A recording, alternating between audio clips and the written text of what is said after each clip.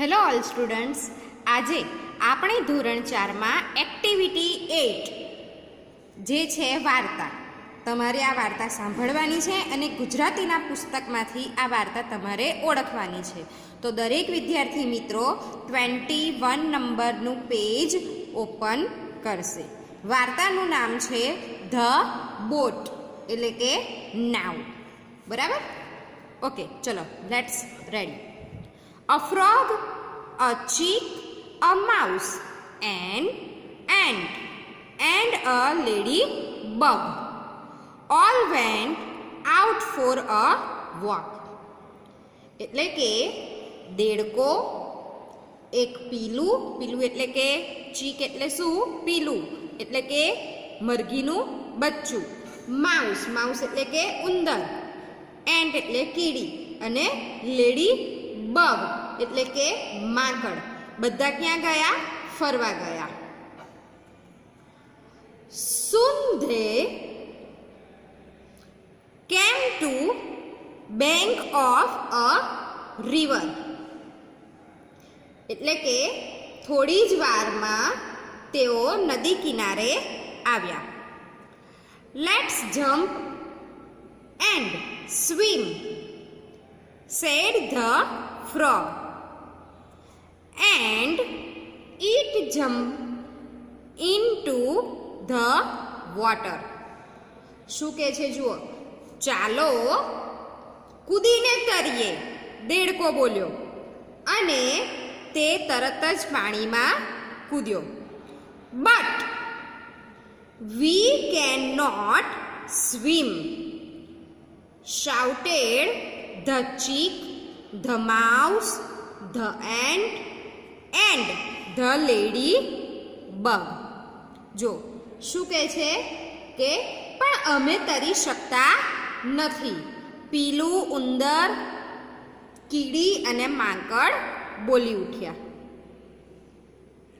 ક્રોક ક્રોક ક્રોક, the frog laughed. એટલે કે ડ્રાઉ ડ્રાઉ ડ્રાઉ, દેડકો હસ્યો. Next, you are hopeless. તમે નક્કામાં છો. જો હોપલેસ એટલે શું? નક્કામાં. તમે હોપલેસ છો, તમે નક્કામાં છો. Said he and laugh again.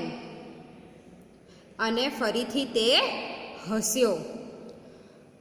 The chick, the mouse, the ant and the ladybug did not like it. શું કહે છે? પીલાને, ઉંદરને, કીડીને અને માંકડને આ ગમ્યું નહીં. They sad. They says, તેઓ બોલ્યા, now what will we do? એટલે કે હવે આપણે શું કરીશું? તેવું ત્રણેય જણ બોલ્યા. The thought and thought. તેમણે ખૂબ વિચાર્યું. And then they did this. એટલે કે અને પછી તેમણે આ કર્યું. જુઓ તેમણે શું કર્યું? The chick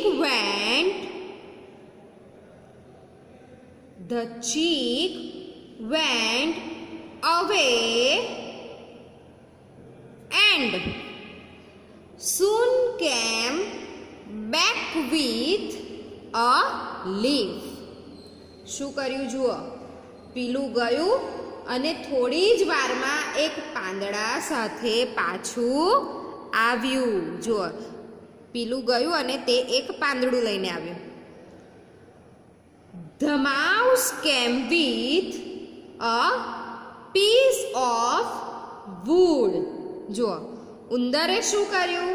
તો ઉંદર લાકડાનો એક ટુકડા સાથે આવ્યું. ઉંદર એક લાકડાનો ટુકડો લાવ્યો. The ant brought a straw. જુઓ, the went and brought a straw એટલે કે કીડી એક તણખલું લઈને આવી. And the ladybug brought a long piece of thread. અને માંકડ શું કર્યું કે દોરાનો એક લાંબો ટુકડો લઈ આવ્યો.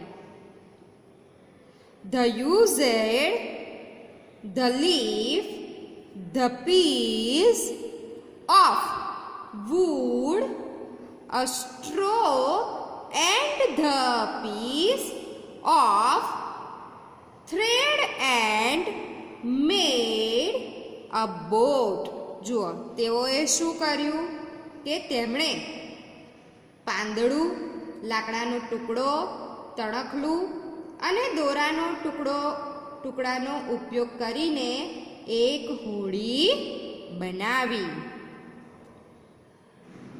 They put it into the water, jumped on it and the boat moved. જુઓ, તેઓએ શું કર્યું, તેમણે તે પાણીમાં મૂકી, તેમાં કૂદ્યા અને હોડી ખસી. They all danced and song loudly.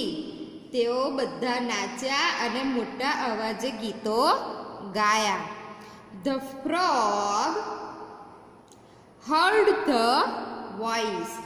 દેડકાએ અવાજ સાંભળ્યો. It looked up from the water.